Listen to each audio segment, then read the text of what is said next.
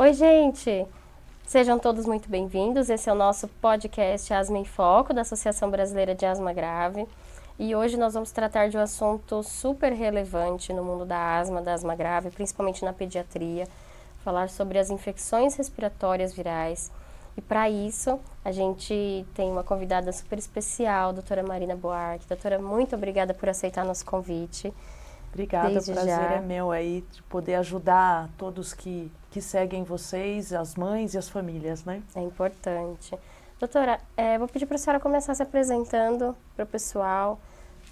Fala um pouquinho da senhora, para que todo mundo já Tá bom. a conheça. Eu sou Marina Buarque de Almeida, eu sou médica já há mais de 30 anos, fiz pediatria, depois fiz pneumopediatria, fiz mestrado e doutorado na USP e atualmente eu sou presidente do Departamento de Pneumologia Pediátrica da Sociedade de Pediatria de São Paulo. Legal. Obrigada, doutora, de novo, por aceitar nosso convite, por estar aqui compartilhando informação. E a gente tem muitas dúvidas, viu, em relação principalmente a esses processos respiratórios, que normalmente funciona principalmente como um gatilho para asma, né? Sim. Em crianças. Então, eu vou pedir para a senhora já começar nos explicando uma das principais infecções respiratórias que a gente mais ouve falar é a bronquiolite, né, em crianças. Qual que é a diferença, doutora? O que é bronquiolite viral? Porque aqui no nosso canal a gente fala bastante sobre a bronquiolite obliterante. Para quem já nos segue, com certeza já deve ter visto os outros episódios. Então, existe a bronquiolite viral e a bronquiolite obliterante, né? Qual que é a diferença? Sim. Então, assim, a bronquiolite viral, geralmente é a bronquiolite viral aguda, mais comumente causado pelo vírus sincicial respiratório, mas pode ser causado por outros vírus também, rinovírus, metapneumovírus, adenovírus, parainfluenza, influenza, até o vírus da Covid, o SARS-CoV-2, né? Dentre tantos outros, eles podem causar bronquiolite também. O mais importante, que causa os quadros mais graves, principalmente em bebês pequenininhos, né, que são geralmente o primeiro quadro de chiado, sibilância, geralmente é pelo vírus sincicial respiratório. Ele é mais grave quanto mais jovem é esse bebê normalmente, se esse bebê tem algum fator de risco também, então se foi prematuro, se é um bebê com alguma cardiopatia congênita ou com alguma doença de base, então se tem alguma questão neurológica, uma distrofia muscular, se é um paciente com, às vezes, trissomia do 21, que é a síndrome de Down, então, ou cardiopata, ou fibrose cística, são pacientes que têm um risco de evoluir com uma bronquiolite mais grave, né? E quanto mais jovem é o bebê, essa bronquiolite ocorre normalmente até os 2 anos de idade, mas abaixo de 1 ano e principalmente nos primeiros 6 meses de vida, os eventos podem ser mais graves. Essa criança pode entrar em insuficiência respiratória, precisar às vezes de internação, ficar no oxigênio, às vezes ir até para o UTI e às vezes até precisar de uma ventilação invasiva, né, que é quando precisa entubar o bebê para ele realmente conseguir manter a oxigenação mínima necessária para que os órgãos dele não entrem em sofrimento. Então, normalmente, esse é o evento catastrófico bronquiolite viral aguda, né? E você traz aqui para mim o que é a bronquiolite obliterante. A bronquiolite obliterante mais comum para nós da pediatria é a bronquiolite obliterante pós-infecciosa, onde houve algum agravo, alguma infecção e a evolução não foi exatamente como de uma bronquiolite viral aguda. Geralmente são crianças não necessariamente tão jovens, né? Às vezes um pouquinho mais velho, 1 ano e pouquinho, normalmente abaixo dos 2 anos, uma evolução de uma bronquiolite meio arrastada, meio atípica, uma criança que demora para conseguir sair do suporte ventilatório invasivo ou não invasivo, que não recupera a oxigenação dentro daquele tempo esperado, que fica dependente muitas vezes de uma corticoterapia sistêmica, que é uma medicação bastante agressiva. Sim. E a bronquiolite obliterante pós-infecciosa, na nossa região, sul, sudeste do Brasil, assim como em países como Argentina, Uruguai, é mais comum associado ao vírus chamado adenovírus, que é um vírus bastante agressivo, mas que a gente não sabe dizer por que algumas crianças vão ter o adenovírus e ele não vai ser nada catastrófico para o pulmão, e em contrapartida em outras crianças pode ser que evolua dessa forma mais catastrófica. Entendi. E talvez isso pode ter uma relação já com a asma, por exemplo, uma criança que talvez já nasceu com essa predisposição genética a desenvolver a asma. Essas complicações dessas infecções respiratórias, ela pode ter uma relação ou não tem nada a ver? Em relação à bronquiolite obliterante, eu realmente não sei te responder, tá? O que a gente sabe, existe sempre uma dúvida se uma bronquiolite grave num bebê pequenininho poderia levar ou não, poderia ser tipo o fator que vai fazer a virada para determinar que esse paciente vai ser um asmático. Então, existem vários estudos, né, tanto do vírus sincicial respiratório como do rinovírus.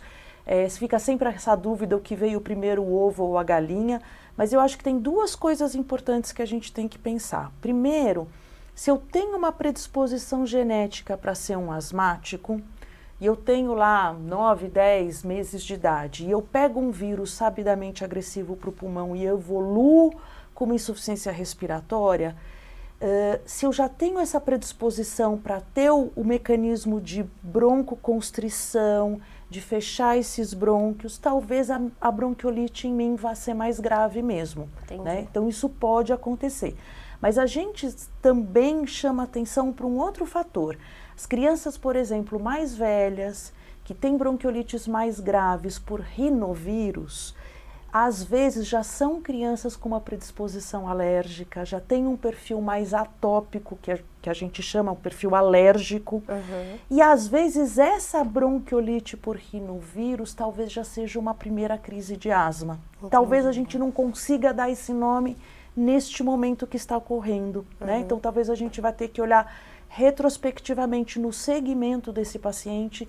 Nossa, então talvez aquela primeira internação talvez já tenha sido, na verdade, uma primeira crise de asma. Entendi. Em contrapartida, tem aquelas crianças que vão ter a sua bronquiolite catastrófica, né, grave. Eu tive uma bronquiolite gravíssima com 2 meses de idade, provavelmente por vírus sincicial respiratório. Fiquei 1 semana no UTI, há 50 e tantos anos atrás, a mãe largava a criança no hospital e ia embora, nem podia ficar com a criança, né? E eu nunca mais tive sibilância na minha vida. Então, por que foi catastrófico? Porque eu era um bebê muito jovem, eu tinha só 2 meses de idade, né? Então, quanto menor o bebê, mais grave pode ser o evento, né? Isso não significa necessariamente que ele vai ter uma sequela ou uma recorrência desse episódio. Entendi. E falando na bronquiolite viral, a gente está tratando então de uma infecção viral aguda, uma infecção respiratória. Para o público, né, de família, mãe, pai, os familiares, pacientes, quais são os sintomas que a gente tem que se atentar e desconfiar, né, que o nosso filho, né, quando começar esses sintomas, a gente pode pensar que possa ser uma bronquiolite? Perfeito. Então, lembrar, uma coisa muito importante dos pais saberem, dos familiares saberem, é que o vírus da bronquiolite, aqui eu vou falar do vírus sincicial respiratório, que é o principal vilão, né? Ele no adulto ou na criança grande, os sintomas dele praticamente se restringem ao que a gente chama de trato respiratório superior. O que quer dizer isso? Geralmente no adulto, não no idoso, tá? No adulto e na criança, passa por um resfriado. Um nariz escorrendo, uma garganta arranhando, pode ser que tenha febre, pode ser que não, um mal-estar. Por isso é muito comum o bebê com bronquiolite ter tido contato ou com o irmãozinho mais velho, ou com um primo, ou com alguém que estava remelento. A gente desculpa a palavra, mas é isso. Alguém que estava com o narizinho escorrendo, meio encatarrado, tossindo na cara dele, mas que a família estava falando, imagina, tá só um resfriado. E realmente era só um resfriado, né? Mas no bebê pequenininho, esse vírus, infelizmente, não se restringe só a trato respiratório superior. Então, primeiro a criança começa com sintomas, narizinho escorrendo, entupido, febre, tosse. Depois de 2, 3 dias, esse vírus começa a manifestar em trato respiratório inferior, leia-se pulmões. Então, começa uma piora da tosse, um chiado, uma dificuldade para expirar o ar, então é uma dificuldade e isso pode acarretar uma piora importante na oxigenação do sangue, podendo levar a uma falência respiratória, uma insuficiência respiratória e se for muito grave isso pode acarretar dando uma parada cardíaca, pode levar o bebê a óbito, mas muita calma nessa hora, né? As mães gestantes estão morrendo de medo da tal da bronquiolite. Gente, é um percentual pequenininho que vai ter esse desfecho catastrófico, tá? Então, a gente tem que prestar atenção. A criança já estava 2, 3 dias com o nariz escorrendo, entupido, uma febrícula, e ela começa a ficar cansada para respirar, começa a respirar muito rápido, começa a ficar até meio recusando a alimentação, fica meio inapetente. Algum médico tem que examinar essa criança. Algumas famílias percebem o chiado, outras famílias não conseguem perceber, mas o médico às vezes fala, olha, tá sibilando, tá chiando, dependendo da região do país, é chiado, é pio, é piado, né, dependendo do local do Brasil, o termo para sibilância que o paulista chama muda um pouquinho o nome. Entendi. E, doutora, a gente tem um caso muito específico no nosso grupo de mães, de uma mãe que já relatou que o bebê dela de 1 ano já teve 9 bronquiolites. Isso é verdade? Não, claro. É fiel que essa criança realmente teve 9 bronquiolites, ou talvez podem ser episódios de outros quadros respiratórios. E já vou engatilhar uma outra questão. Existe um exame específico para saber que tipo de vírus é aquele, se isso é uma bronquiolite, se é um quadro de bronquiolite ou é um quadro alérgico, enfim. Eu vou começar de trás para frente só para facilitar. A gente, no momento do processo infeccioso, a gente pode pesquisar o vírus que está acometendo essa criança, tá? Então, geralmente se coleta material do nariz, um cotonete, um swab nasal, não é nada difícil, e você pode fazer ou por imunofluorescência, ele detecta um número menores de vírus, ou por biologia molecular, que aí é um painel que inclui um número bem maior de vírus, inclui, por exemplo, o SARS-CoV-2, que é o vírus da Covid, o rinovírus, alguns vírus, o metapneumovírus, que não conseguem ser detectados pelos métodos, por exemplo, a imunofluorescência, que é o mais antigo e mais habitual de se fazer. Diante de um cenário com quadro clínico compatível com bronquiolite, você vê um dos 3 principais vírus de bronquiolite, vírus sincicial respiratório, rinovírus, metapneumovírus, normalmente fecha-se o diagnóstico. Mas você falou uma coisa muito importante. Uma criança de 1 ano, quando vem me procura contando que teve 5, 6 bronquiolites, eu truco, eu desconfio. Não dá para imaginar tantos episódios de bronquiolite em tão pouco tempo. Provavelmente essa criança já mudou de categoria. Ela é o que a gente chama, antigamente a gente chamava de bebê chador, hoje em dia a gente põe um nome um pouquinho mais bonito, que é o lactente sibilante, tá? Então, se teve mais do que 2 crises de chiado no período de 6 meses, mais do que 3 crises de chiado no período de 1 ano, a gente passa a denominar como lactente sibilante. Muitas vezes a primeira crise até foi uma bronquiolite mesmo, eventualmente a primeira e a segunda, né? O lactente sibilante, assim como o asmático, vai ter o vírus, o asmático na infância, né? Vai ter os vírus respiratórios como os principais fatores desencadeantes de crise, de chiado, de falta de ar, né? Então, não vai ser que não...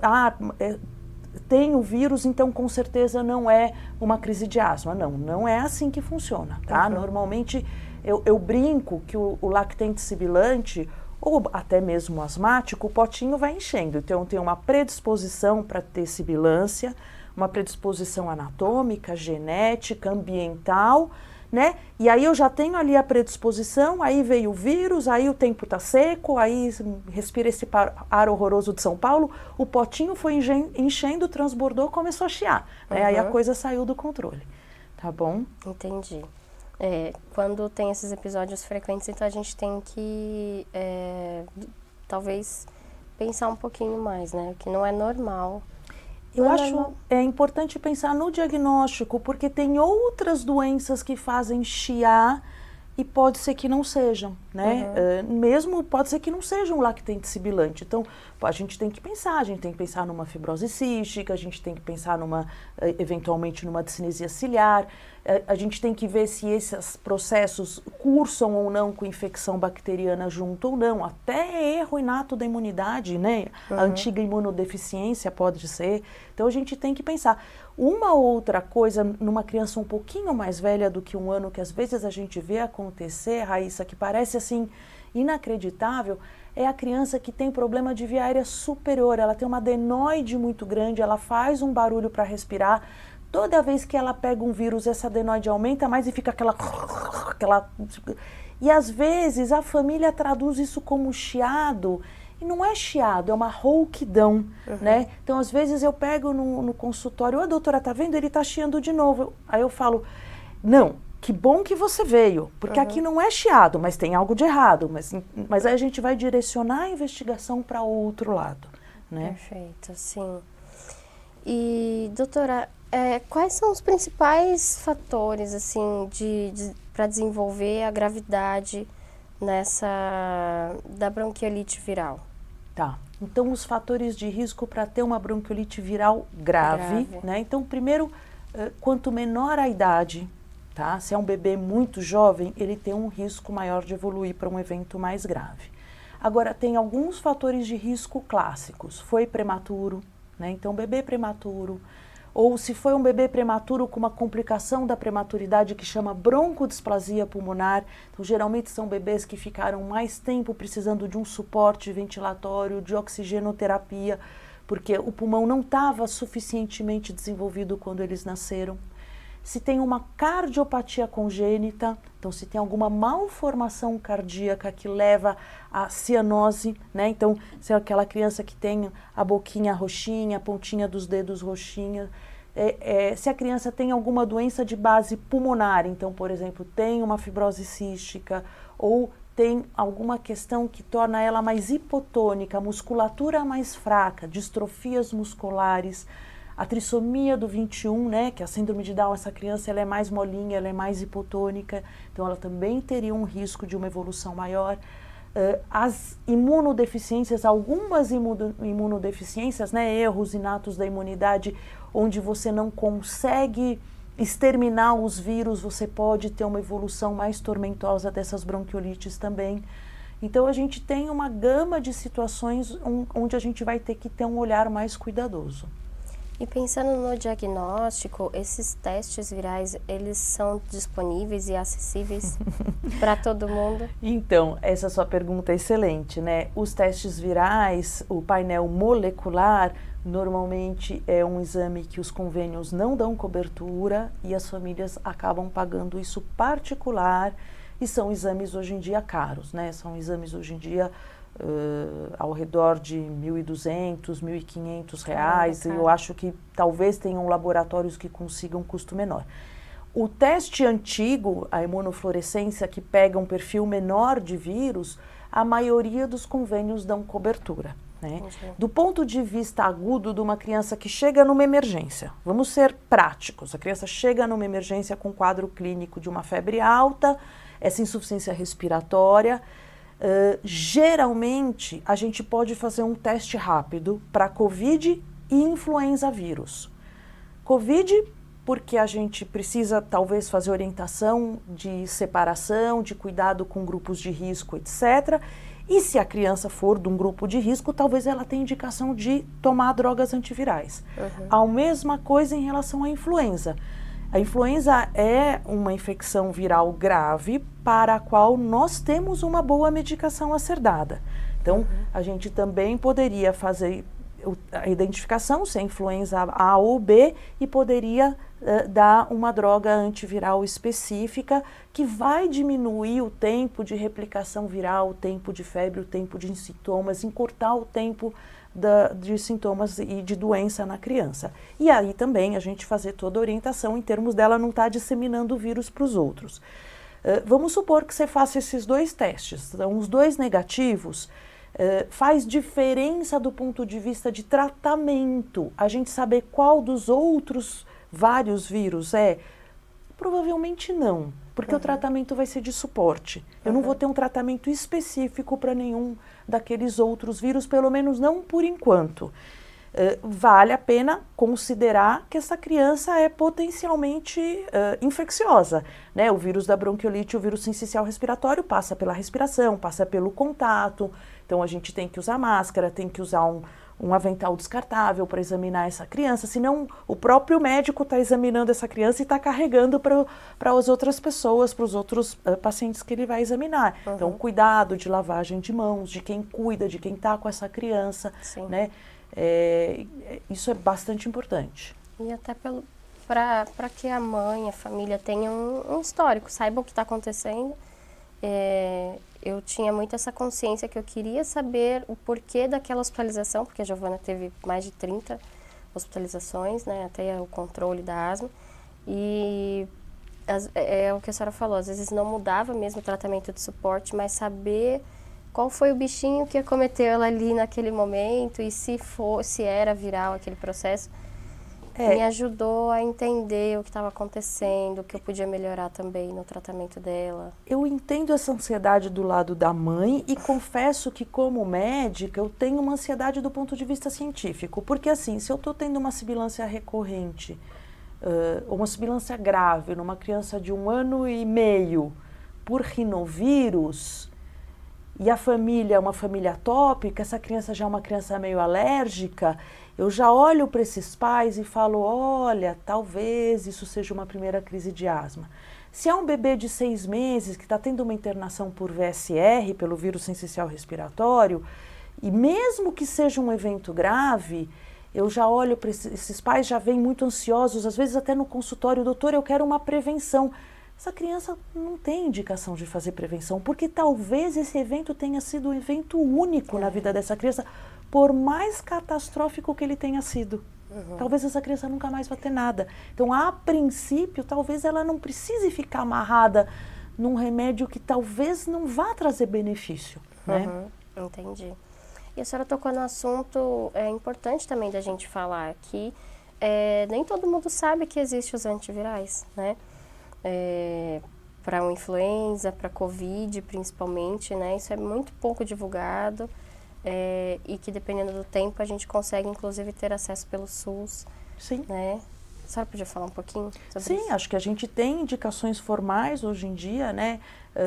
Recentemente, inclusive, eu tive um paciente meu asmático de 2 anos e pouquinho, uma asma grave, que internou, fez uma nova insuficiência respiratória e o único vírus identificado foi SARS-CoV-2. Ele estava grave o suficiente para a gente decidir dar uma medicação específica, né? Ele estava numa UTI com todo o suporte e a gente estava com medo de perder o timing, né? De perder o timing, já era a 5ª internação dessa criança numa UTI, então a gente tem que também contextualizar, né?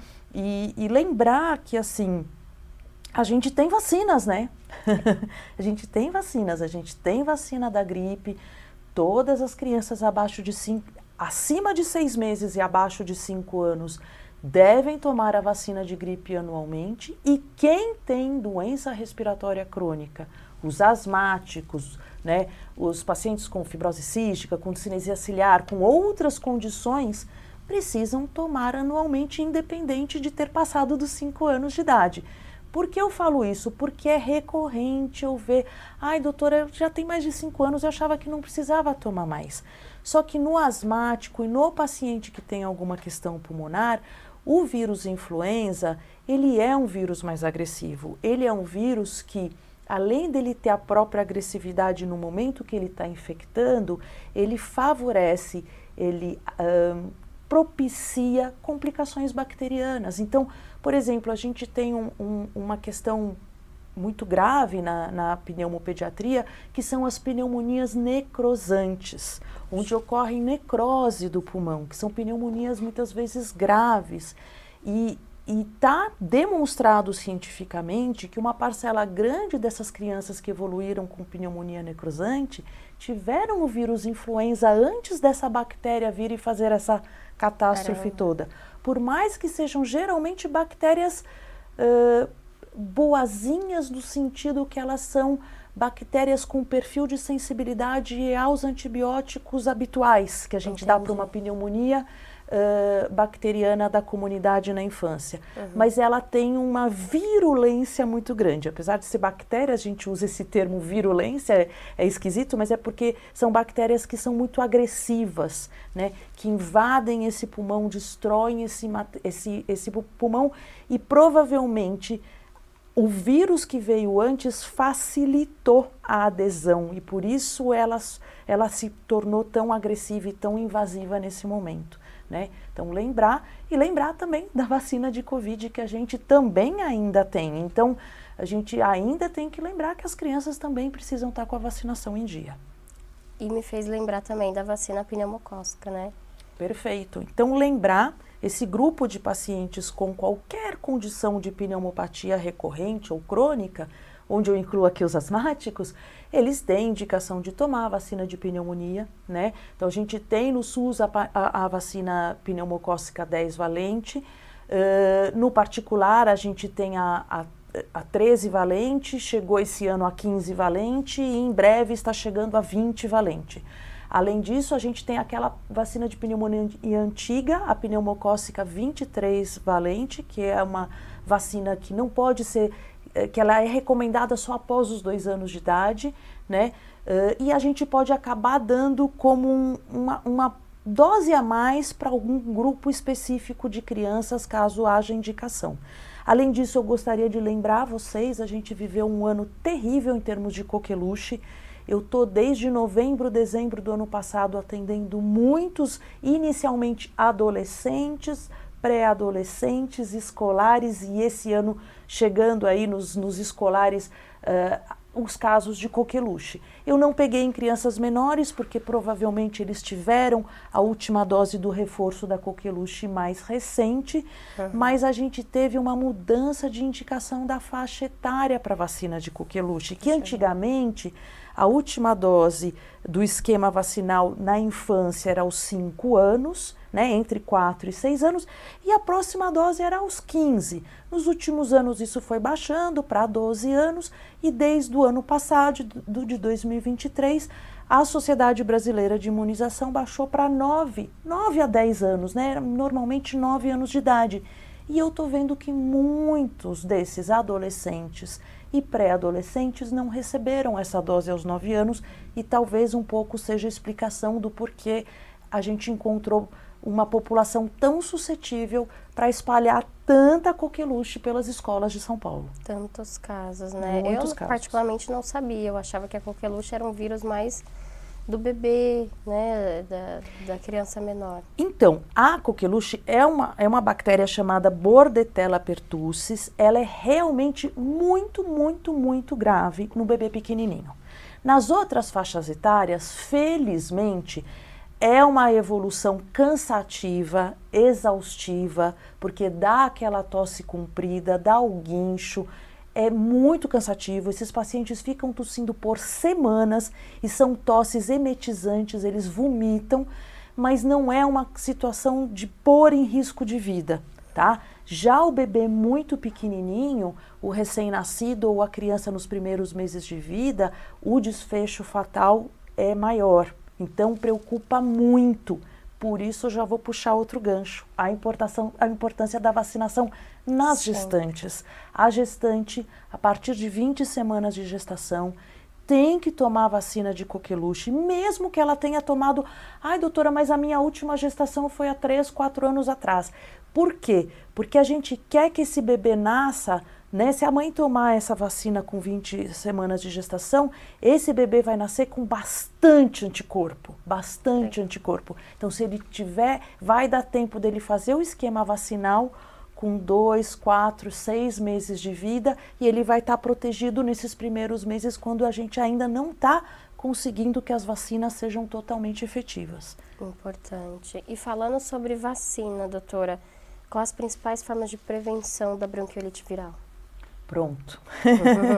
Vamos lembrar, antes de falar de vacina, vamos lembrar do básico? Não se visita bebê recém-nascido resfriado, com o nariz escorrendo, com uma tossezinha besta. Ah, é só minha rinite que está atacada. Quem garante que é só uma rinite?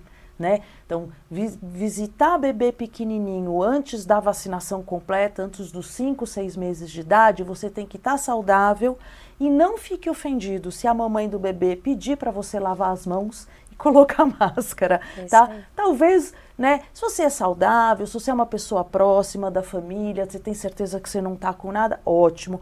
Mas assim, sou tia do bebê e tô lá com o meu filho de 2 anos remelento e tô indo querer conhecer meu sobrinho, filho da minha irmã. Não é o momento, não é o momento, né? Então, lembrar desse cuidado e lembrar que o vírus passa pelo contato. Lavagem de mãos é muito, muito importante. Quando a gente tem um paciente do grupo de alto risco para um desfecho desfavorável, o que a gente chama de desfecho desfavorável? É internação com risco de vida, risco de morte pelo vírus da bronquiolite, como um bebê que foi prematuro extremo, que tem broncodisplasia ou que tem uma cardiopatia congênita, ele pode ser contemplado, né? Dependendo de que categoria ele está, até o 1º ano ou até eventualmente o 2º ano de vida, ele pode ser contemplado com uma medicação que não é uma vacina, é um imunobiológico, uma gama-globulina hiperimune, que é um anticorpo monoclonal, na verdade, é um anticorpo monoclonal chamado palivizumab, que tanto o SUS como a assistência complementar vão fornecer para esse paciente, tá? Isso é dado uma vez por mês, no período de 5 meses de maior sazonalidade do vírus sincicial respiratório, porque é uma proteção específica para o vírus sincicial respiratório.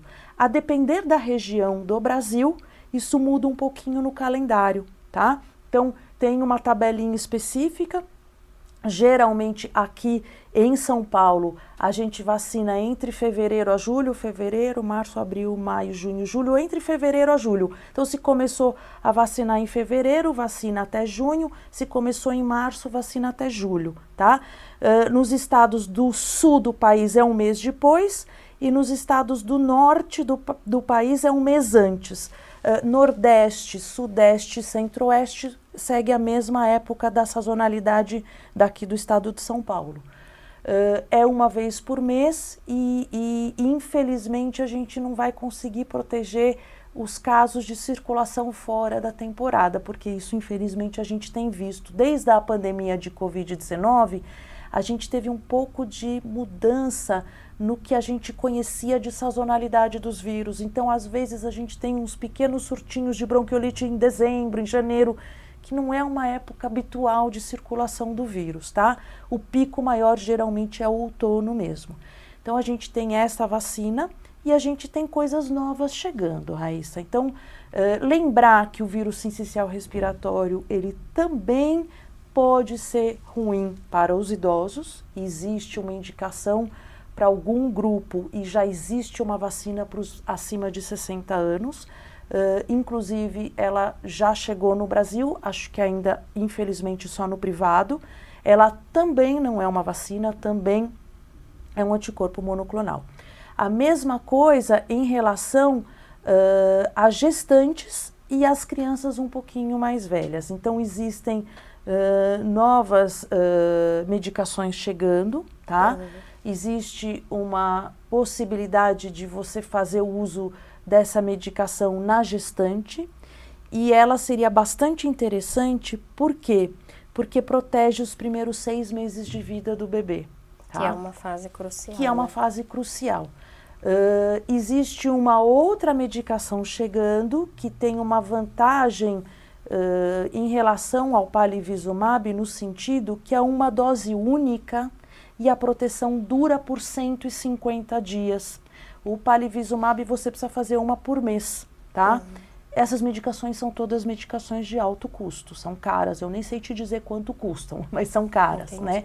Então, o nirsevimab está para chegar em algum momento, a Sociedade Brasileira de Imunização já fez o parecer deles, já colocou no site deles para que grupos eles indicariam essa medicação.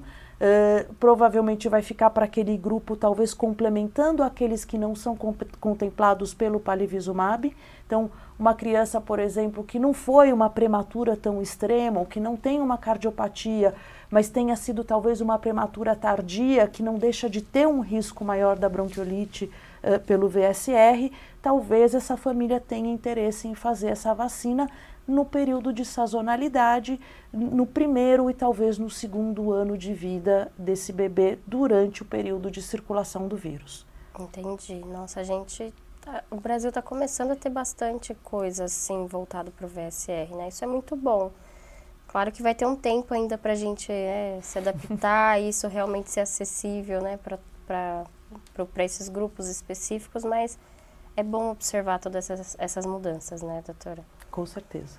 E pensando em tratamento, doutora, a senhora comentou que é um tratamento de suporte, né? Então não existe um tratamento específico para o tipo de vírus, para o vírus sincicial respiratório. Depois que vem o diagnóstico, como que essa criança ela é tratada? O tratamento é suporte. Então, a gente vai baseando conforme a gravidade dos sintomas. Veja bem, a gente está aqui falando das crianças que internam, vão para a UTI, mas vamos ser bem realistas, a imensa maioria dessas crianças tem quadro leve a moderado, muitos vão ficar em casa e vão ser tratados em casa, né? Uhum. Então, a criança não está com oxigenação baixa demais, não está precisando ficar hospitalizada, a mãe está conseguindo desobstruir o nariz, fazer uma lavagenzinha nasal, às vezes usar um sugadorzinho nasal de uma forma gentil, sem machucar o bebê, né? Esses sugadores que a mãe aspira, né? Ou aquelas bombinhas que aspiram, manuais mesmo, né? A mãe está vendo que a criança está um pouco inapetente, mas ela está conseguindo, por exemplo, dar o leite materno de forma mais fracionada, volumes menores mais vezes ao dia. Por quê? Porque essa criança está com risco de desidratar. Ela está respirando mais rápido, a gente perde muita água pela respiração. Se ela estiver tendo febre, a gente perde mais água ainda. Ela está com uma produção de muco aumentada, a gente precisa de mais água no muco para fluidificar essa secreção.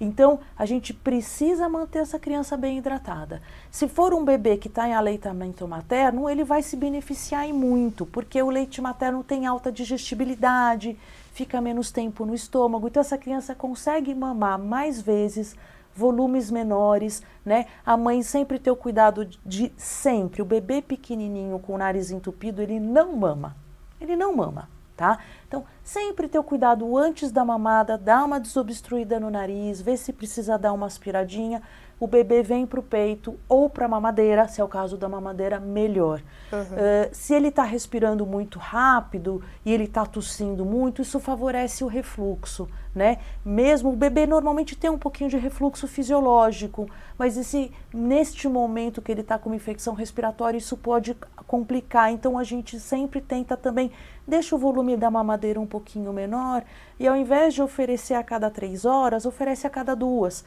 Né? Se está na mamadeira, oferece uma água nos intervalos eventualmente. Se está no leite materno, em teoria não vai precisar nem de água, tá? Mas lembrar de deixar desobstruído. Tá tendo febre, medica a febre. A criança fica com a respiração muito rápida, com febre, muito incomodada. A criança não precisa ficar passando esse mal-estar todo.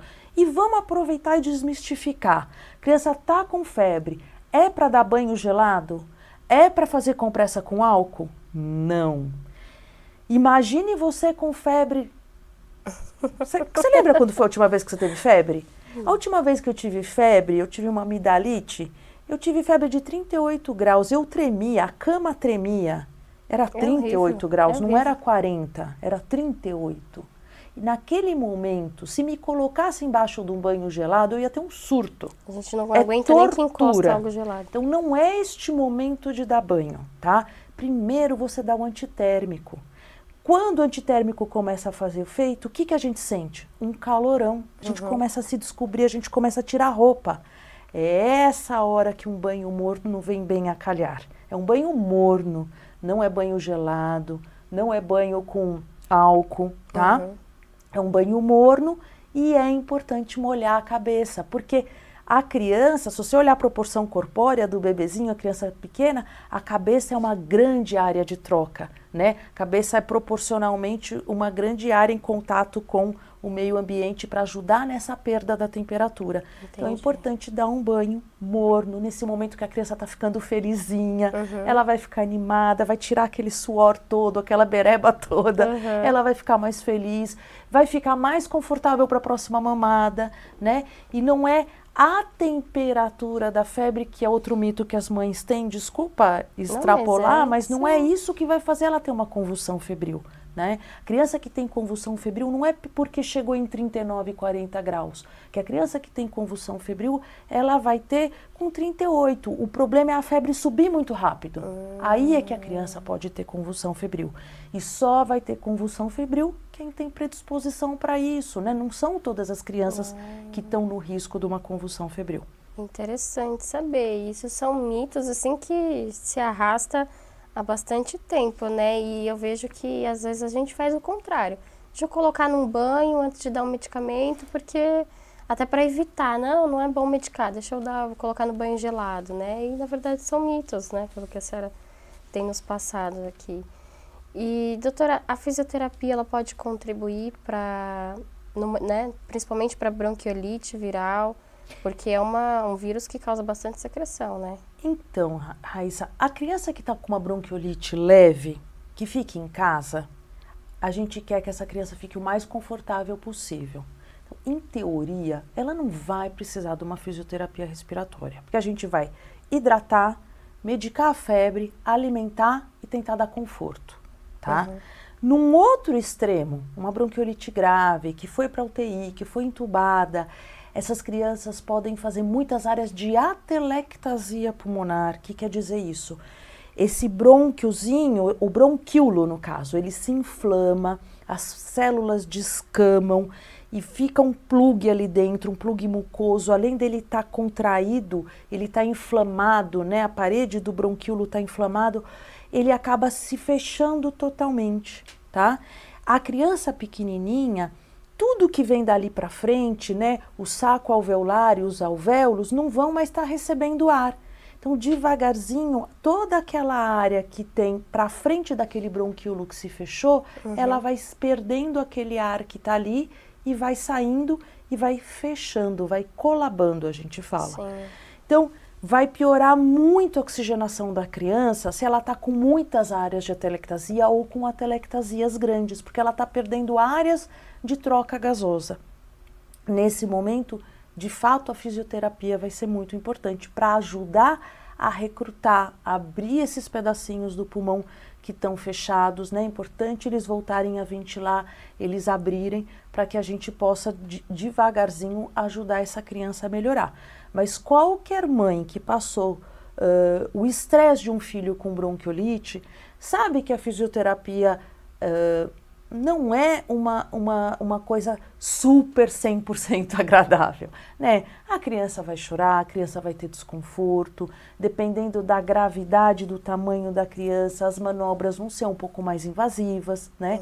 Então, de um modo geral, a gente tem que individualizar as prescrições. Tá? Então, a criança que interna, que faz áreas de atelectasias grandes, que vai para uma UTI, quase sempre vai acabar tendo uma fisioterapia junto. As crianças que têm um fator de risco maior, por exemplo, uma criança que tem fibrose cística, ela já tem o muco mais espesso, ela já tem mais tendência a fazer atelectasia. E vem a bronquiolite, que também favorece, essa criança, mesmo que ela esteja em casa, talvez ela vá precisar da fisioterapia, talvez a mãe vá precisar levar 3 vezes por semana ou uma vez por dia até ela melhorar em algum lugar, em algum centro para fazer uma sessão de fisioterapia, né? Então, a gente vai ter que individualizar essa situação. Uma criança com uma doença neuromuscular, a criança tem uma amiotrofia espinhal, tem alguma questão neurológica, uma hipotonia, ela provavelmente também tem muito mais risco de precisar da fisioterapia para ajudar a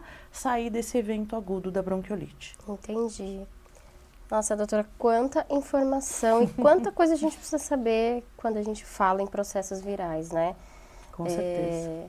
É muito comum. Eu acho que não tem uma mãe que não tenha alguma história, alguma experiência aí para contar, né, da criança, principalmente quando começa ali naquele período escolar, quando né, as crianças começam a conviver. E acho que quanto mais informação, quanto mais a gente compartilhar esse tipo de experiência, de informação, de conhecimento para a família, acho que pode mudar a vida de muita gente. Eu gostaria de ter tido essas informações quando eu fui mãe de primeira viagem ali da Giovana. Aprendi muito na marra tudo que a gente passou. Mas eu estou muito grata de ter a senhora aqui com a gente. Muito obrigada mesmo, a senhora compartilhou muita informação.